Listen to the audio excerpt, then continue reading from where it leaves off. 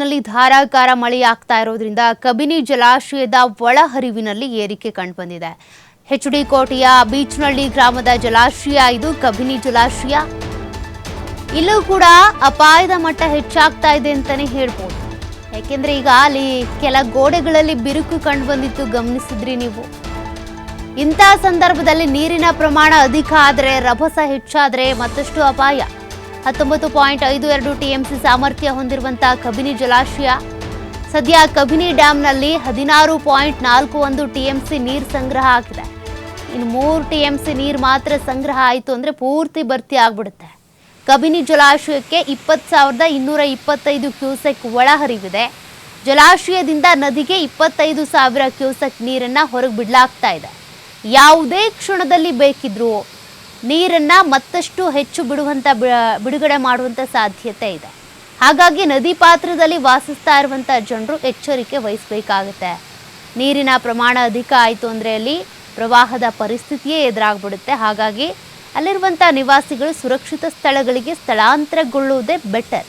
ನೋಡಿ, ಕಬಿನಿ ಜಲಾಶಯದ ಗೋಡೆ ಅಂದರೆ ಮುಖ್ಯ ದ್ವಾರದ ಬಲಗಡೆ ಗೋಡೆ ಏನಿದೆ, ಕಾಂಕ್ರೀಟ್ ಗೋಡೆ ಬಿರುಕು ಬಿಟ್ಟಿರೋದನ್ನು ನೀವು ಗಮನಿಸ್ತಾ ಇದ್ದೀರಾ. ಇದಕ್ಕೆ ಸಂಬಂಧಪಟ್ಟಂತೆ ಈಗಾಗಲೇ ಅಧಿಕಾರಿಗಳು ಕೂಡ ಪತ್ರ ಬರೆದಿದ್ದಾರಂತೆ ಸರ್ಕಾರಕ್ಕೆ.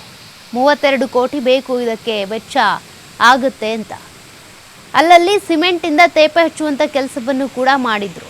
ಬಟ್ ಹಂಗಿದ್ರೂ ಈಗ ಮತ್ತಷ್ಟು ಬಿರುಕು ಹೆಚ್ಚಾಗ್ತಾ ಇದೆ. ಇನ್ನು ನೀರಿನ ಒತ್ತಡ ಹೆಚ್ಚಾಯಿತು ಅಂದರೆ ಆ ಪ್ರೆಷರ್ಗೆ ತಡ್ಕೊಳ್ಳೋದು ಕೂಡ ಸಾಮರ್ಥ್ಯ ಈ ಗೋಡೆಗಿಲ್ಲ. ಯಾಕೆಂದರೆ ಅಲ್ಲಲ್ಲಿ ಬಿರುಕು ಬಿಟ್ಬಿಟ್ಟಿದೆ. ನೀರಿನ ರಭಸ ಹೆಚ್ಚಾಯಿತು ಅಂದರೆ ಆಗ ಏನು ಮಾಡ್ತಾರೆ, ಮತ್ತಷ್ಟು ಗೇಟನ್ನು ಓಪನ್ ಮಾಡಿ ಇದೇ ರೀತಿಯಾಗಿ ನೀರು ಹೊರಗೆ ಬಿಟ್ಬಿಡ್ತಾರೆ. ಅದಕ್ಕಾಗಿಯೇ ಹೇಳ್ತಾ ಇರೋದು, ನದಿ ಪಾತ್ರದ ಜನರು ಎಚ್ಚರಿಕೆಯಿಂದ ಇರಬೇಕು. ಜಮೀನುಗಳು ಮುಳುಗಡೆ ಆಗ್ಬೋದು, ಮನೆಗಳೇ ಮುಳುಗಡೆ ಆಗಿಬಿಡ್ಬೋದು. ಹಾಗಾಗಿ ಜನರು ಸುರಕ್ಷಿತ ಸ್ಥಳಗಳಿಗೆ ಸ್ಥಳಾಂತರ ಆಗಬೇಕಾಗುತ್ತೆ.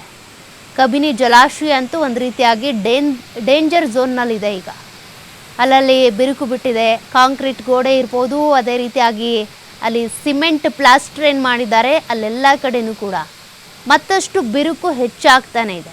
ಇನ್ನು ನೀರಿನ ಪ್ರಮಾಣ ಅಧಿಕ ಆಗ್ತಾ ಇರೋದ್ರಿಂದ ಒತ್ತಡ ಹೆಚ್ಚಾಯಿತು ಅಂದರೆ ಬಿರುಕು ಮತ್ತೂ ಹೆಚ್ಚಾಗೋ ಸಾಧ್ಯತೆ ಇದೆ. ಹಾಗಾಗಿ ಕಬಿನಿ ಜಲಾಶಯದ ಒಳಹರಿವು ಹೆಚ್ಚಾಗಿದೆ, ಹೊರಹರಿವು ಕೂಡ ಹೆಚ್ಚಾಗಿದೆ. ಮತ್ತಷ್ಟು ಹೊರಹರಿವು ಹೆಚ್ಚಾಗುವಂಥ ಸಾಧ್ಯತೆ ಇದೆ. ಇದೇ ರೀತಿ ಮಳೆ ಬಂತು ಅಂದರೆ, ಜಲಾಶಯಕ್ಕೆ ಮತ್ತಷ್ಟು ನೀರು ಸಂಗ್ರಹ ಆಯಿತು ಅಂದರೆ ನೀರನ್ನು ಹಾಗೆ ಇಟ್ಕೊಳ್ಳೋದಕ್ಕಾಗಲ್ಲ, ಹೊರಗೆ ಬಿಟ್ಟೇ ಬಿಡ್ತಾರೆ, ನದಿಗೆ ಬಿಡ್ತಾರೆ. ಹಾಗಾಗಿ ನದಿ ಪಾತ್ರದ ಜನರು ಎಚ್ಚರಿಕೆ ವಹಿಸಬೇಕಾಗುತ್ತೆ. ನದಿಗಳತ್ತ ಹೋಗೋದಕ್ಕೆ ಹೋಗಬೇಡಿ. ಯಾಕೆ ಬೇಕು ಸುಖ ಸುಮ್ಮನೆ? ಯಾರು ಯಾವಾಗ ಎಲ್ಲಿ ನೀರಲ್ಲಿ ಕೊಚ್ಕೊಂಡು ಹೋಗ್ತಾರೆ ಅಂತ ಹೇಳೋದಕ್ಕಾಗಲ್ಲ. ಒಂದು ಕಡೆ ನೀರಿನ ರಭಸ, ಮತ್ತೊಂದು ಕಡೆ ರೈತರ ಮೊಗದಲ್ಲಿ ಸಂತಸ ಇದ್ದೇ ಇರುತ್ತೆ. ಮುಂದಿನ ಬೇಸಿಗೆಗೆ ಎಲ್ಲ ರೀತಿಯಲ್ಲೂ ಕೂಡ ಸಹಕಾರಿ ಆಗುತ್ತೆ ಅಂತ. ಬಟ್ ಈಗಿನ ಅವಾಂತರಗಳನ್ನು ನೋಡ್ಕೊಳ್ಬೇಕಲ್ಲ. ಸದ್ಯ ಪ್ರವಾಹದ ಭೀತಿನೇ ಇದೆ ಅಲ್ಲಿ ಕಬಿನಿ ಜಲಾಶಯದ ಸುತ್ತಮುತ್ತ ಇರುವಂಥ ಜನರಿಗೆ. ಎಲ್ಲಿ ಯಾವಾಗ ಏನು ಬೇಕಿದ್ರೂ ಆಗಬಹುದು ಅಂತ.